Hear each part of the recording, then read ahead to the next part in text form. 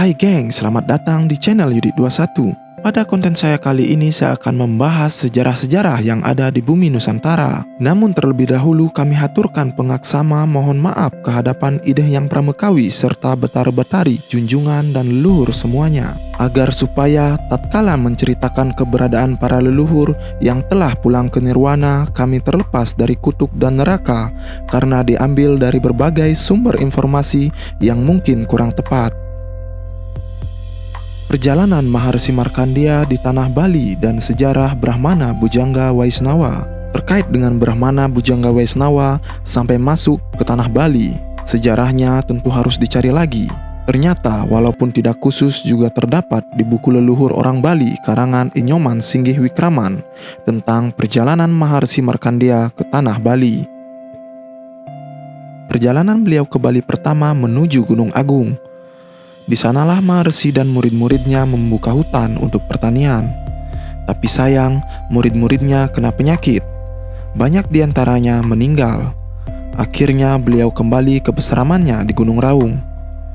Di sanalah beliau beryoga. Ingin tahu apa sebabnya hingga bencana menimpa para pengikutnya. Hingga mendapat pawisik bahwa terjadinya bencana itu adalah karena beliau tidak melaksanakan upacara keagamaan sebelum membuka hutan itu.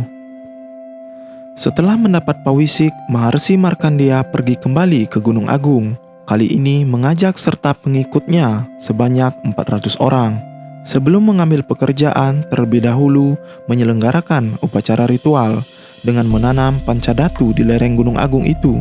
Demikianlah akhirnya semua pengikut selamat. Maka itu wilayah ini dinamai Besuki, kemudian menjadi Besakih, yang artinya selamat, di mana Maharsi Markandeya menanam pancadatu atau 5 jenis logam. Lalu ia membangun pura yang diberi nama Pura Besakih.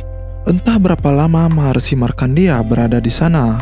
Lalu beliau pergi menuju arah barat dan sampai di suatu daerah yang datar dan luas. Di sanalah lagi merambas hutan.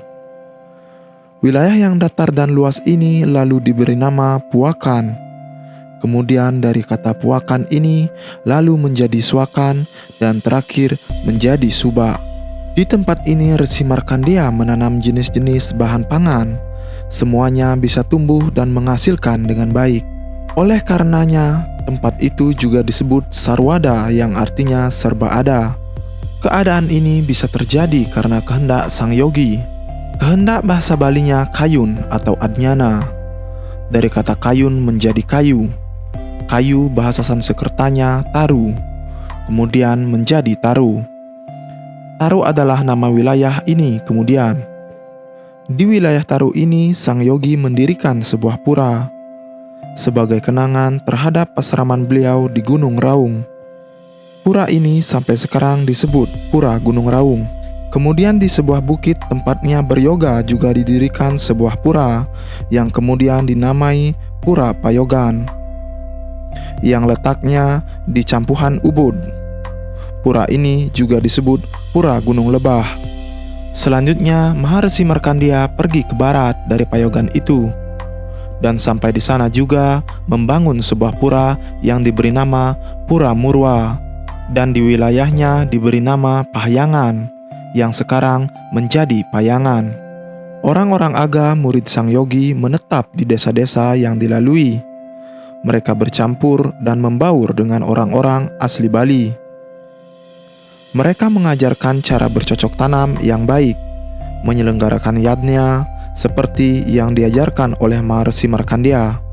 Dengan demikian, agama Hindu pun dapat diterima dengan baik oleh orang-orang Bali asli itu. Sebagai rohaniawan atau pandita, orang Aga dan Bali Mula adalah keturunan Maharsi Markandeya, yang disebut Mahawarga Brahmana Bhujangga Waisnawa. Dalam zaman raja-raja berikutnya, Brahmana Bhujangga Waisnawa ini selalu menjadi purohita pendamping raja. Ada yang berkedudukan sebagai senopati keturunan, seperti Empu Guaksa dinobatkan menjadi senopati keturunan oleh Sang Ratu Adnyana Dewi tahun 1016 Masehi sebagai pengganti Empu Rajakerta atau Empu Kuturan. Ratu ini pula yang memberikan kewenangan kepada sang guru Bujangga Waisnawa untuk melakukan pecaruan wali sumpah ke atas. Karena sang pendeta mampu membersihkan segala noda di bumi ini. Lalu Empu Atuk yang masih keturunan Resi Markandeya di masa pemerintahan Sri Sakala Indu Kirana tahun 1098 Masehi dinobatkan sebagai senopati keturunan dari keturunan Brahmana Bujangga Waisnawa. Brahmana Bujangga Waisnawa dalam pemerintahan. Pada masa pemerintahan Suradipa tahun 1115 sampai dengan 1119 Masehi yang dinobatkan sebagai senopati keturunan dari keturunan Sang Resi Markandeya adalah Empu Ceken. Kemudian diganti oleh Empu Jagadita. Kemudian ketika pemerintahan Raga Jaya tahun 1077 Masehi yang diangkat sebagai senopati keturunan yakni Empu Andona Menang dari keluarga Brahmana Bujangga Waisnawa, demikianlah seterusnya. Demikian episode kali ini. Jika ada kekurangan informasi, mohon dimaklumi karena sumber informasi yang saya dapatkan mungkin kurang tepat.